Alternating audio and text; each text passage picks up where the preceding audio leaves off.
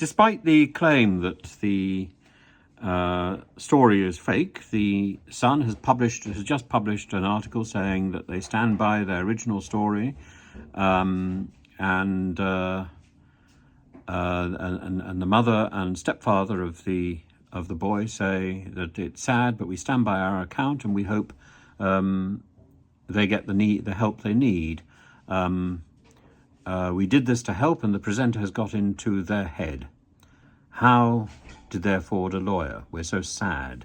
The stepfather adds, we are disappointed they made a statement. It's not true. The parents spoke out after the 20-year-old lawyer sent out a letter over the scandal, first revealed by the Sun story on Friday night to the BBC.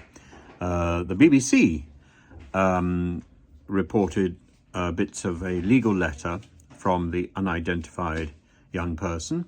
The BBC admitted that it hadn't spoken to that person itself, and it doesn't even know who they are. The legal letter said, for the avoidance of doubt, nothing inappropriate or unlawful has taken place between our client and the BBC personally.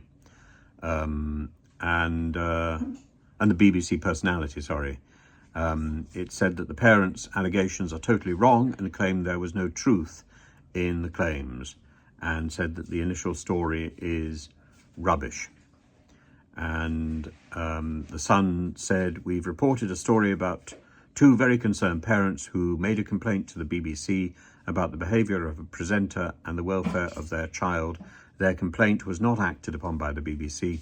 We have seen evidence that supports their concerns. It's now for the BBC to properly investigate.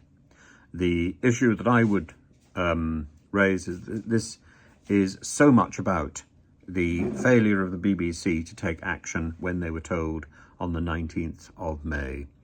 It's far less about the identity of the presenter, or indeed probing any further about the identity or the effects on the child. Though these are serious if they are true. If they are not true, again. But the issue is that it's all about the tardiness of the BBC. The mother said, I loved watching him, that's the personality on TV, so I was shocked to see a picture of him sitting on the sofa in his underwear. I immediately recognised him. He was leaning forward, getting ready for my child to perform for him. Earlier this year, I heard him on the phone saying to my child, I told you not to ring me.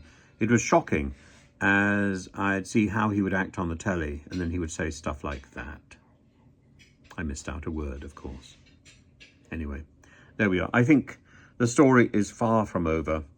But as I said earlier, this sort of speculation about who this is not the story. The story is about the 7 weeks of delay before the BBC suddenly suspended this presenter.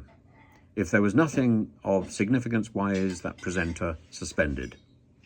Because the suspension doesn't seem to have been revoked. And so there seems to be something to investigate. That should have been done 7 weeks ago.